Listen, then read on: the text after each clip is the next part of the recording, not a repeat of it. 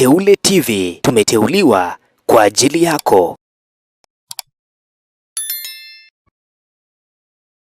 Why not respect freedom of everybody if you say you are a Democrat? If you say you are a Democrat, why don't you respect the freedom of everybody? How can you say you are a Democrat and yet you want other people to be slaves? Why do you not seek to influence people by your good example instead of manipulation, lectures, and threats? As bullies, the Europeans used their progress in technology of shipbuilding and the use of gunpowder to conquer Africa, the Americas, Asia, and the Pacific. European looting of the rest of humanity through slavery, imperialism, colonialism, semi-colonialism, conquest, and extermination of the indigenous people in some cases went on for 500 years.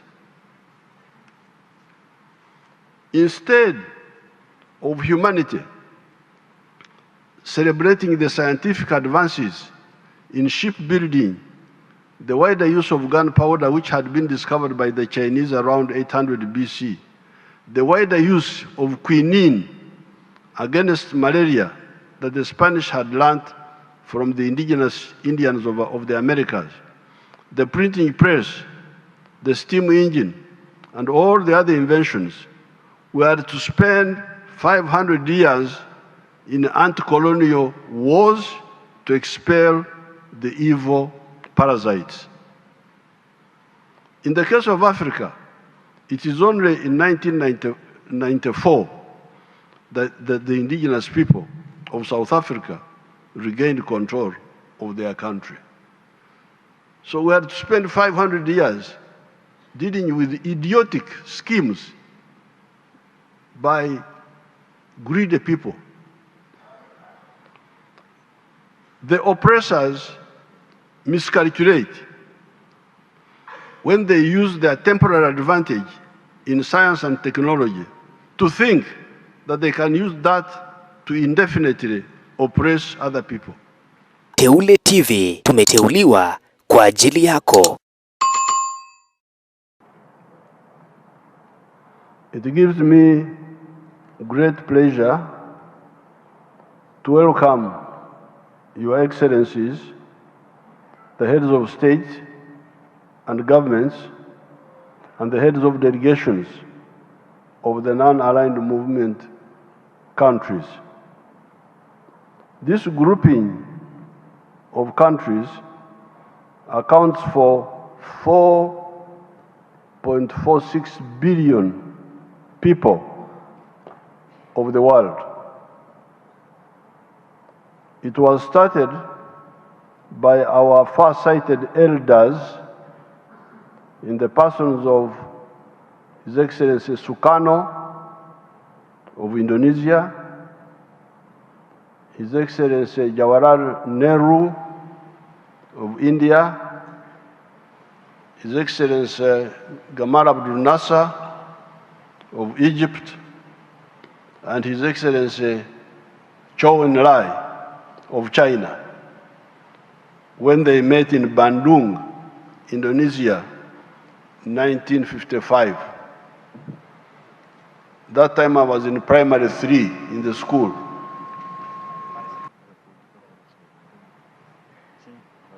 The first summit of the non-aligned movement took place in Belgrade, Yugoslavia, in 1961, and was attended by Afghanistan, Algeria, Burma, Cambodia, Ceylon, Congo, Cuba, Cyprus, Ethiopia, Ghana, Guinea Conakry, I think here we're talking of Guinea Conakry, India, Indonesia,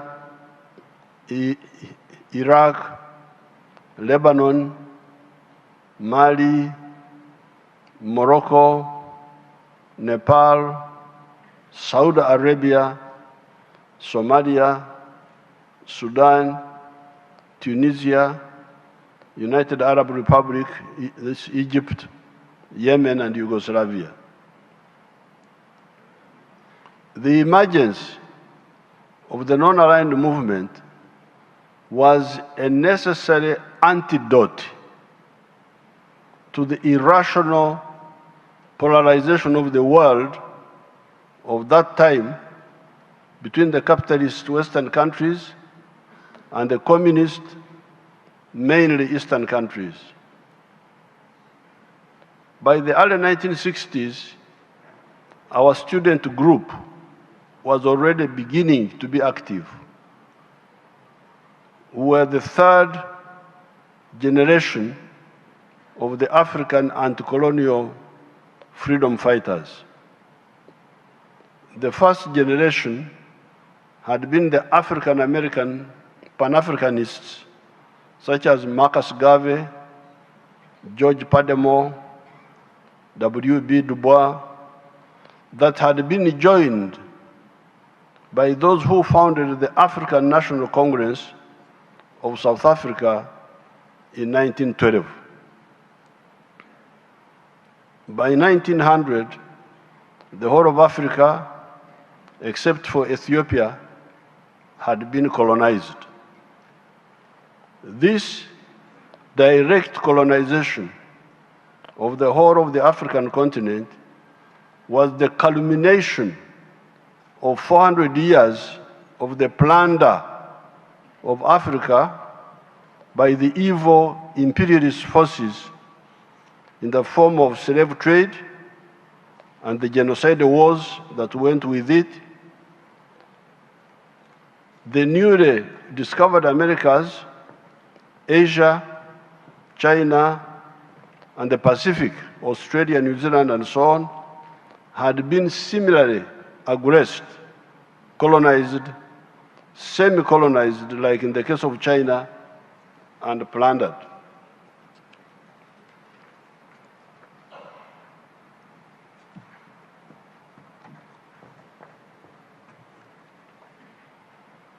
Africa's capitulation, Africa's surrender, had been in part on account of our egocentric chiefs and kings, who out of selfishness could not unite us to fight these evil people.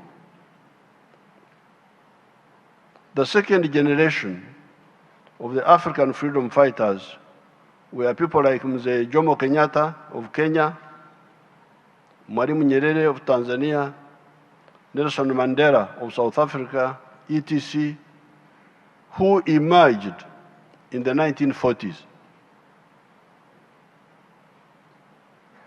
When we therefore came on the scene in the 1960s, we were generation 3 of the anti-colonial fighters. We seriously studied the interplay of forces that had ultimately led Africa in such a calamity. In those studies, we used the instrument of political economy, which is a study that helps us to discover the fundamental laws that govern the motion of society from one social system to another. What prompts society to change from one form of social system to another? That was our big study. We had to study the dynamics of social change. In that study, we discovered that man, the Homo sapiens sapien, who emerged here in Africa 4.5 million years ago, had been the main actor. Initially, This wise man, that is what Homo sapiens sapiens means, was coping with the oppression of man by nature in the form of the floods, the droughts, the diseases, the wild animals, the earthquakes, etc. These natural phenomena were, of course, oppressing other creatures, such as the wild animals, the plants, as well. However, those other creatures could do little or nothing to tame nature. The only thing they could do was to adapt themselves to nature in order to survive. That is how the beaver in the cold climates hibernates during the winters so as to survive. It is only man that has the ability to try and tame the natural phenomena and harness them to improve his quality of life. Why does man have this capacity? It is because of the three characteristics of man. These are a superior brain that is able to reason and not only act by instinct, a hand that can make and use tools to do work, and bipedalism, ability to walk on two legs with the head up instead of the head being down like a reptile, trying to navigate among ground-based obstacles, that enables man to see far and think. These characteristics enabled man to invent tools, starting with stone tools, wooden tools, iron tools, until today, when he is able to make tractors and machine tools, etc. These tools enabled man to make scientific inventions that precipitated qualitative and quantitative changes in society. The invention of fire 1.5 million years ago caused society to move from dwelling in trees to dwelling in caves and on the ground generally. Caves were more comfortable than the trees. The invention of the domestication of crops around 10,000 years ago, the domestication of the livestock around 12,000 years ago, the invention of the iron around 1,500 BC, the steam engine, the printing press, electricity, the railway, the automobiles, the aircraft, the automation, vaccines, the invention of penicillin, the invention of quinine, etc., enabled man to cope better and enabled him to harness natural phenomena and items for the betterment of his life. Our study of political economy of creation and society, therefore, enabled us to discover that the best primer of changes, primer means initiator of changes in society, is the development of science and technology.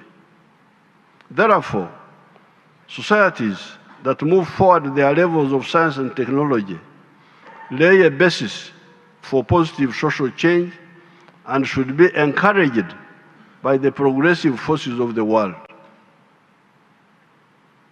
This encouragement should be irrespective of the social systems of the concerned societies. However, when man's inventiveness was handling the operation of man by nature, another form of operation of man emerged. This was the operation of man by fellow men.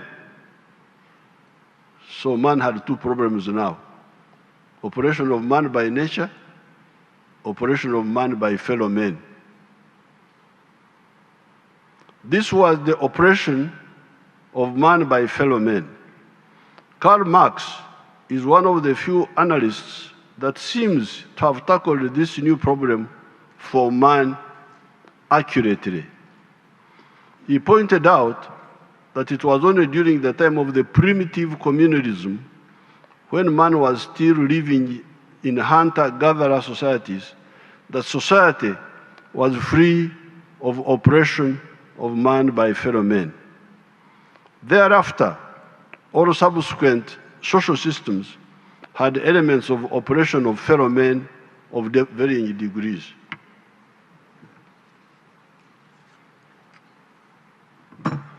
This was in the form of wars of conquest, wars of aggression, slavery, imperialism, neocolonialism, colonialism, feudalism, primitive capitalist accumulation, chauvinism, etc. These elements of exploitation are totally unnecessary and only propelled by greed. Was it necessary for the Ottomans to block the Europeans from using the Silk Road that had been pioneered by Marco Polo when they captured Constantinople in 1453?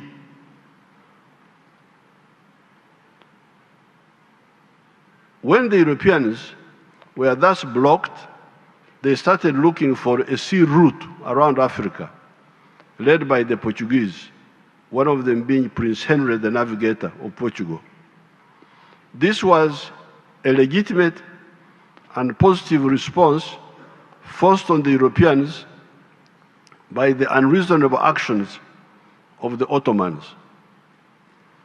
As a consequence of that effort, Christopher Columbus reached the Americas in 1492, and Vasco da Gama went around the Cape of Good Hope in South Africa in 1498. By this time, the positive efforts of the Europeans looking for a sea route around Africa had already started being polluted by the evil of slave taking by the Portuguese. It is said that the first slaves were captured by the Portuguese in the year 1441. The two great achievements of discovering the Americas and going around Africa by sea soon proved harbingers of great evil to Africa, the Americas, and Asia.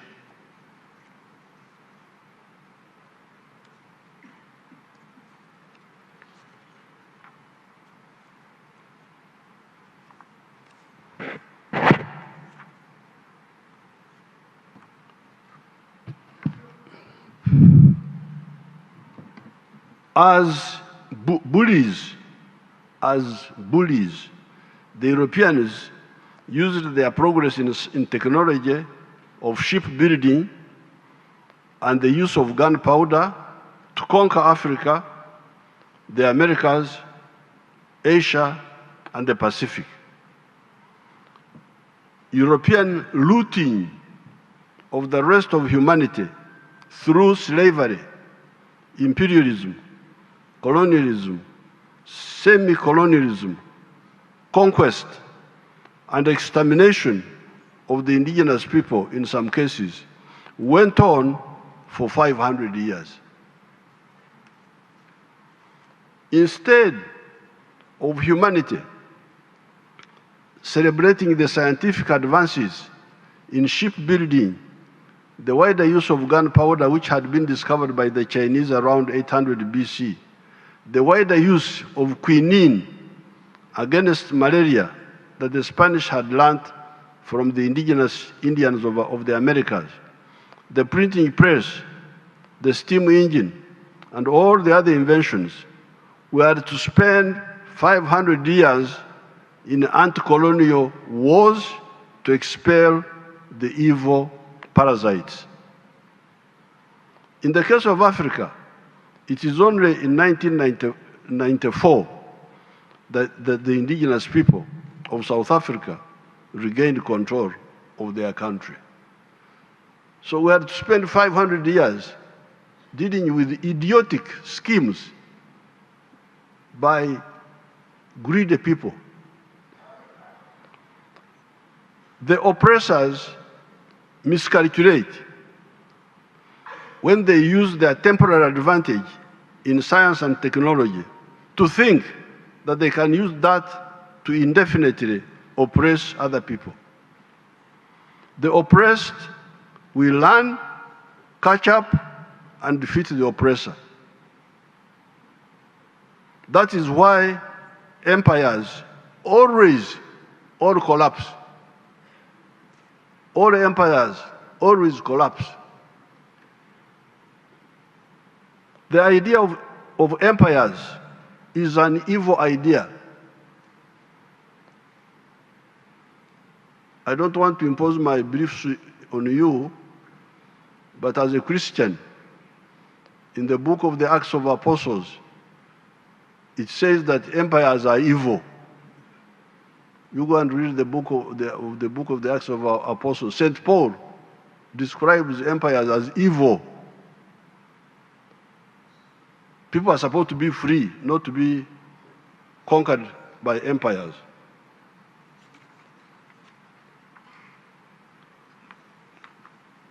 We should only have free associations of nations, people of common or shared origin, interacting for mutual advantage with the peoples of the world. Therefore, we, the resistance fighters of Uganda, are flabbergasted and look down with contempt at the philosophical, ideological, and strategic shallowness of some of the actors of the world. Why not respect freedom of everybody if you say you are a Democrat? If you say you are a Democrat, why don't you respect the freedom of everybody? How can you say you are a Democrat and yet you want other people to be slaves? Why do you not seek influence? Why do you not seek to influence people by your good example instead of manipulation, lectures, and threats? Again, in the book of Matthew, it says, "Let your light so shine before men that they see your good deeds and praise your Father who is in heaven." Influence people by example, not by threats and manipulations. Chauvinists of race, religion, tribe, or gender should stop wasting our time and opportunities with their shallow schemes. Action will inevitably invite counteraction. Oppression will invite resistance. That is why we, the resistance fighters of Uganda, only fight just wars. We abhor unjust wars. The promoters of unjust wars lose most of the time. These are wars of imperialism, conquest, domination, etc. In the 500 years of European aggression against Africa, it was only from 1912, when the African National Congress was founded in South Africa, that modern freedom fighters came forward to lead the African resistance, the traditional, illiterate African chiefs having failed to defend our sovereignty, except for Menelik of Ethiopia, who defeated the Italian aggressors in 1896.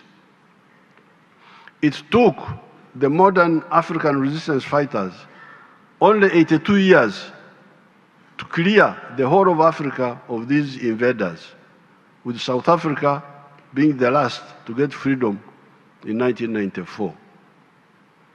In that 82 years, you had the Mau Mau in Kenya, the resistance wars in Algeria, Mozambique, Angola, Guinea-Bissau, Namibia, South Africa, Zimbabwe, etc. We won everywhere. Our African brothers in all these wars won. But after losing a lot of time, why had the imperialists thought of dominating us in the first place? Therefore, the non-aligned movement was correct. The illogical polarization of the 1940s, 1950s, 60s, 70s, between the capitalists and communists was wrong. Why should new ideas cause tension? This was the mistake of people like Metternich of Austria-Hungary, who thought that the new ideas of capitalism that were challenging the feudal order in Europe could be blocked by war. The Austria-Hungarian Empire ended up disappearing from the face of the earth, and capitalism did not stop spreading.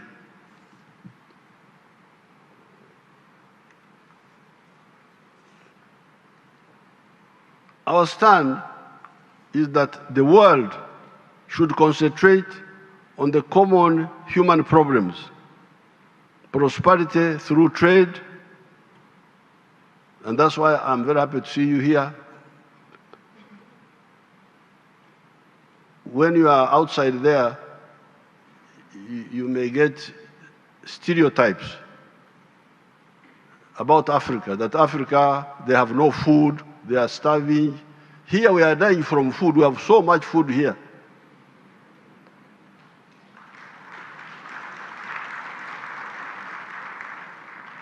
So those images which you see about some bad situations, don't think they represent the whole of Africa.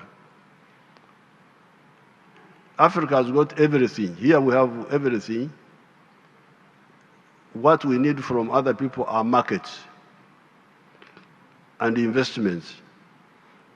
But we shall not only sell to you, we shall also buy from you. We are not like others who want only to sell to others but not buy from them. So I'm very glad to have this big presence of people from the world so that we can interact with you. Our stand is that the world should concentrate on the common human problems: prosperity through trade, the advance of science and technology to deal with human problems, the environment, crime, and terrorism. The future is bright if we act right. These are indeed the Bandung principles of: 1, respect for fundamental human rights and for the purposes of the principles of the Charter of the United Nations; respect for the sovereignty and territorial integrity of all nations; recognition of the equality of all races and of equality of all nations, large and small; abstention from intervention or interference in the internal affairs of another country; respect for the right of each nation to defend itself singly or collectively in conformity with the Charter of the United Nations; abstention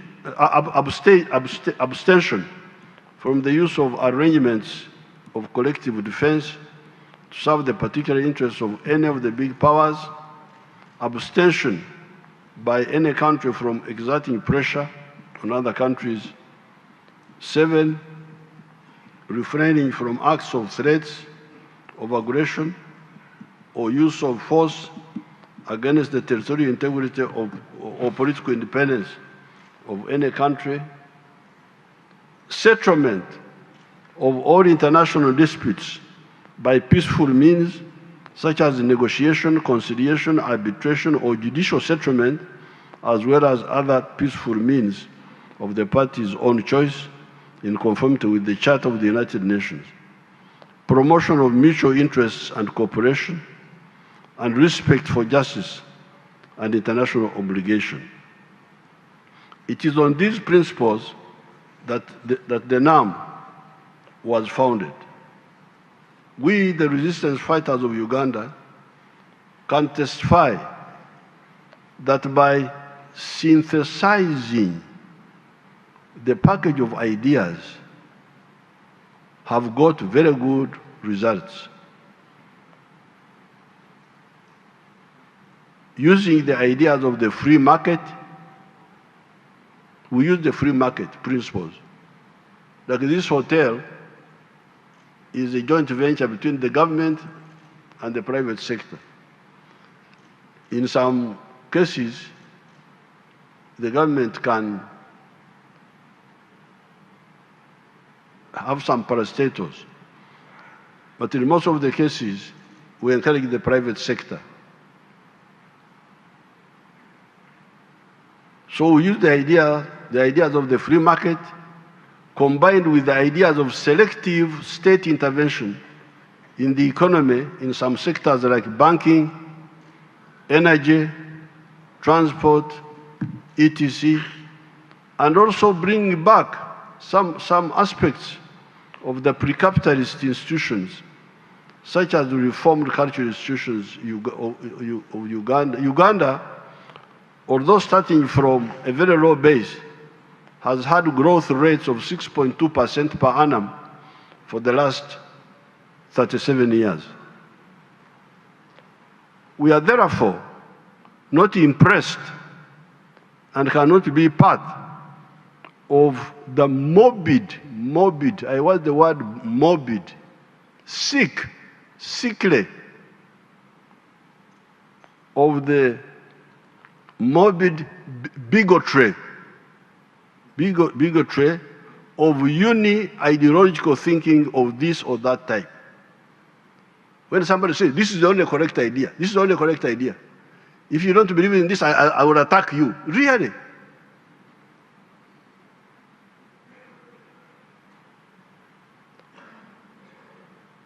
The universe has been here for the last 30 billion years.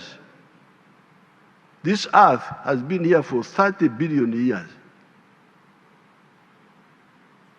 The human society has been here for the last 4.5 million years.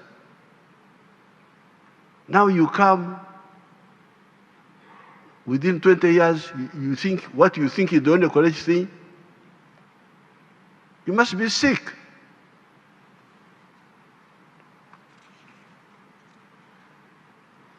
You therefore should not have the audacity to impose on the society you live in, let alone the world, your narrow, uni-ideological orientation. Here in Uganda, we rejected the concept of uni-ideological positions. Our movement started as a multi-ideological political force. We had capitalists, we had socialists, we had Marxists, we had feudalists. They're all. That's why we call our movement, not party. Because a party is uni-ideological. Communist party, capitalist party, those are uni-ideological. Our force is multi-ideological because that's what fits our society. In conclusion, the strength of the non-aligned movement should be used to exercise considerable influence, particularly at the UN, for the effective transformative process for a better common future.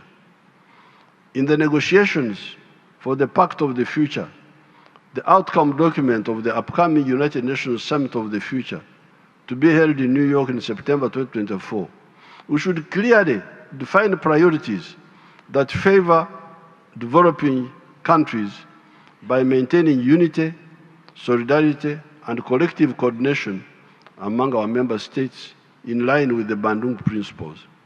I assure you all that my team, led by the permanent representative in New York, has my full support to chair the coordinating bureau of the Land-Aligned Movement. I thank you and I welcome you all to Uganda. Thank you very much. Teule TV, tumeteuliwa kwa ajili yako.